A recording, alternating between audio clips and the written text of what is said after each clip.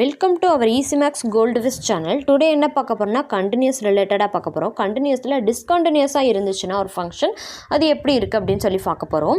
இங்கே என்ன கொடுத்துருக்காங்கன்னா எஃப் ஆஃப் எக்ஸ்னு ஒரு ஃபங்க்ஷன் கொடுத்துருக்காங்க.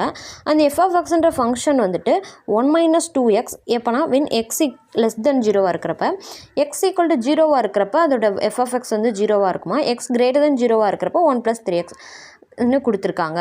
இப்போ இங்கே என்ன அப்படின்னா x equal to 0 இருக்கிறப்ப நமக்கு ஃபங்க்ஷன் வந்து 0, அது வந்து நமக்கு வெல் டிஃபைன்டாக இருக்குது. இப்போ வந்து லெஃப்ட் ஹேண்ட் லிமிட், அதாவது x less than 0னா அது நம்மளோட லெஃப்ட் ஹேண்ட் லிமிட்.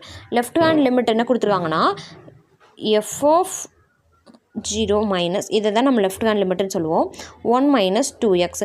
இப்போ நம்ம எக்ஸுக்கு பதிலாக நம்ம 0ன்னு சப்ஸ்டியூட் பண்ணோன்னா என்ன கிடைக்கும், 1 - 2 × 0 நமக்கு என்ன கிடைக்கும் அப்படின்னா ஆன்சர் வந்து 1ன்னு கிடைக்கும். இது நம்மளோட left hand limit. Left hand limit equal to 1. Already வந்து 0 இருக்கிறப்ப 0ங்கிறது அது ஒரு லிமிட்டாக இருக்குது. நெக்ஸ்ட்டு நம்ம என்ன கண்டுபிடிக்கணும்னா ரைட் ஹேண்ட் லிமிட் கண்டுபிடிக்கணும். இப்போ ரைட் ஹேண்ட் லிமிட் கண்டுபிடிச்சோம் அப்படின்னா எஃப் ஆஃப் 0 ப்ளஸ்ஸை தான் நம்ம ரைட் ஹேண்ட் லிமிட்டுன்னு போடுவோம். அது என்னென்னா 1 + 3x. இப்போ எக்ஸுக்கு பதிலாக நம்ம 0ன்னு போட்டோம்னா நமக்கு என்ன கிடைக்கும், 1ன்னு கிடைக்கும்.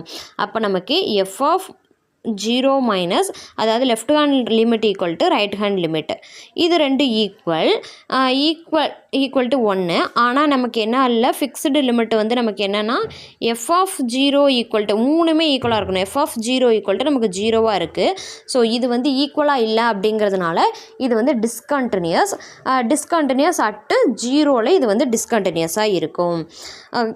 அது இது என்ன டிஸ்கண்டினியூஸ் அப்படின்னா லிமிட் நமக்கு எக்ஸிஸ்ட் ஆச்சு, லிமிட் எக்ஸிஸ்ட் ஆகி அது டிஸ்கண்டினியூஸாக ஈக்குவலாக இல்லை அப்படிங்கிறப்ப இதுக்கு நேம் என்னென்னா ரிமூவபிள் டிஸ்கண்டினியூஸ் அப்படின்னு சொல்லி சொல்லுவோம்.